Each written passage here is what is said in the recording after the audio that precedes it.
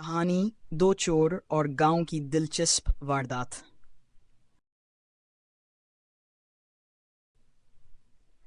ये कहानी एक छोटे से गांव की है जो हरियाली, कच्चे मकानों और खेतों से घरा हुआ था।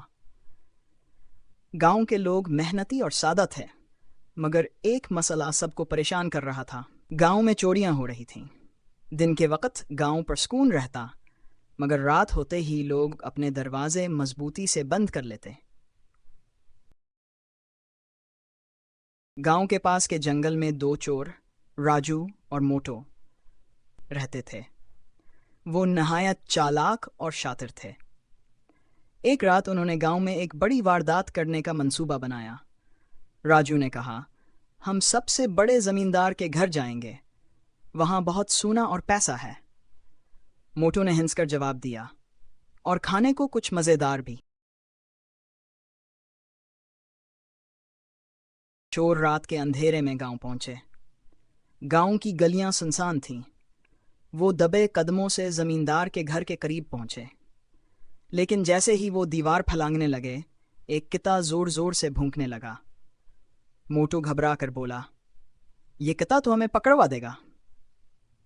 राजू ने जल्दी से एक रोटी निकाली और किते को दे दी। किता खामोश हो गया और दोनों घर के अंदर घुसने में कामयाब हो गए। जमींदार का घर के अंदर हर तरफ कीमती चीजें थीं। चोरों की आंखें चमक उठीं। उन्होंने जीवरात, नकदी और बर्तन इकट्ठे करना शुरू कर दिए। लेकिन जैसे ही वो बावर्ची खाने में पहुंचे, मोटू की नजर खाने पर पड़ी।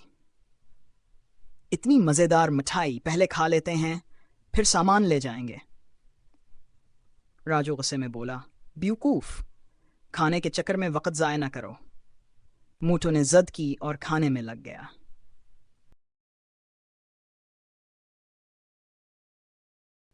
इसी दौरान जमींदार के घर की नौकरानी पानी लेने उठी और चोरों को देख लिया। इसने शोर मचाना शुरू कर दिया, चोर चोर! पूरा गांव जाग गया। लोग डंडे और मशालें लेकर जमींदार के घर की तरफ दौड़ पड़े।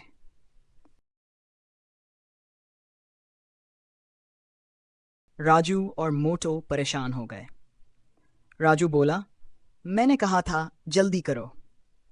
मोटो ने जल्दी से मिठाई का आखिरी टुकड़ा खाया और भागने की कोशिश की। दोनों चोर गांव की गलियों में भागते रहे, लेकिन गांव वालों ने उन्हें चारों तरफ से घेर लिया। गांव के बुजुर्गों ने फैसला किया कि चोरों को सबक सिखाना चाहिए। जमींदार ने कहा, तुमने हमारे गांव में चोरी करके बहुत बड़ा गुनाह किया है। चोरों ने हाथ जोड़कर माफी मांगी। राजू बोला, हम आइंदा कभी चोरी नहीं करेंगे। गांव के बुजुर्गों ने फैसला दिया कि चोरों को गांव के खेतों में काम करना होगा, ताकि वो मेहनत की अहमियत समझ सकें। चोरों ने खेतों में काम करना शुरू किया। उन्होंने मेहनत से कमाना सीखा और अपनी जिंदगी बदल ली। गांव वालों ने भी उन्हें कबूल कर लिया। अब वो चोर नहीं रहे, बल्कि मेहनती किसान बन गए।